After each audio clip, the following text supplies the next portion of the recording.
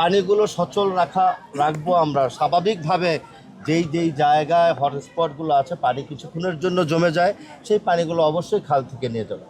এই কারণে মাননীয় প্রতিমন্ত্রী এবং আমি নিজে আপনাদের মাধ্যমে আমার প্রিয় নগরবাসীর কাছে অনুরোধ করব, আমরা যে খালগুলো পরিষ্কার করছি সেটা সংরক্ষণের দায়িত্ব যেমন আমাদের নগরবাসী, আপনাদেরও আছে। আমাদের ময়লা আবর্জনাগুলো একটা নির্দিষ্ট জায়গায় রাখলে তখন এই খালগুলো আর ভরাট হবে না। আমরা এর আগে প্রায় 3টি মিটিং করেছিলাম ওয়াসা, তিতাস গ্যাস এবং রাজক, যাতে করে ভবিষ্যতে আমরা একটি রাস্তায় বারবার খুঁজতে না হয়। আমাদের সিটি কর্পোরেশনের পক্ষ থেকে যখন বড় কোনো মেরামত কিংবা রাস্তা সংস্কারের কাজ করি, তখন আমরা কিন্তু প্রতিটা ডিপার্টমেন্টে একটা করে আগাম চিঠি দিই, ওয়ার্ক ওয়ার্ডের ভিত্তি করে একটা ডেট তারিখ দিয়ে। আমরা আস্তে আস্তে করে এই বিষয়গুলো সমন্বয় করার চেষ্টা করছি। আমাদেরকে একটু সময় দেন, ইনশাল্লাহ আশা করছি বারবার আর রাস্তা করতে হবে না। নন ইনভার্টার এসির দামে ঘরে আনুন বিদ্যুৎ সাশ্রয়ী ইনভার্টার এসি। এখন 1.5 ton my one inverter AC মাত্র 48,900 টাকা পাওয়া যাচ্ছে মিনিস্টার শোরুমে। প্রতিমন্ত্রী মহোদয় এখানে উপস্থিত আছেন।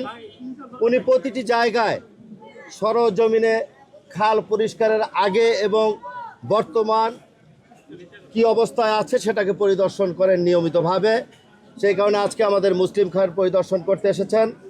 আপনারা অবগত আছেন, আমরা প্রতিনিয়তই প্রতিটি জায়গায় খাল, নর্দমা এবং যেখানে মশক এবং নিয়ন্ত্রণ রাখার জন্য যাবতীয় কাজকর্ম করার প্রয়োজন হয় আমরা নিয়মিত করে যাচ্ছি। মাননীয় প্রতিমন্ত্রী এখানে উপস্থিতিতে আপনারা দেখেছেন এই খালের আগের চিত্র এবং বর্তমান চিত্র। আপনি একটু আগে গেলেই দেখতে পারবেন ডি ব্লক মসজিদের পাশে এখন অব্যাহতভাবে আমাদের পরিচ্ছন্নতা কর্মীরা ঢাকা উত্তর সিটি কর্পোরেশনের পক্ষ থেকে কাজ অব্যাহত আছে। এই পর্যন্ত 5 তারিখের পর থেকে আমরা এখান থেকে 416 ট্রাক স্লাস অর্থাৎ ময়লা নিচের যে মাটিগুলো আছে সেটাকে অপসারণ করতে সক্ষম হয়েছে। দীর্ঘ 19টি বছর এইভাবে কোনো খাল খনন স্লাস অপসারণের কর্মসূচি নেওয়া হয়নি। আমরা এখন থেকে যেই জনগণের সেবার জন্য জনগণের চাহিদা অনুযায়ী যে কাজগুলো করার দরকার আমরা সেগুলো করে চলেছি, অব্যাহতভাবে সেটা চলতে থাকবে। আমরা আজকে বেশি কথা বলবো না। আপনারা এই খালের আগের চিত্র দেখেছেন, বর্তমান চিত্র দেখছেন।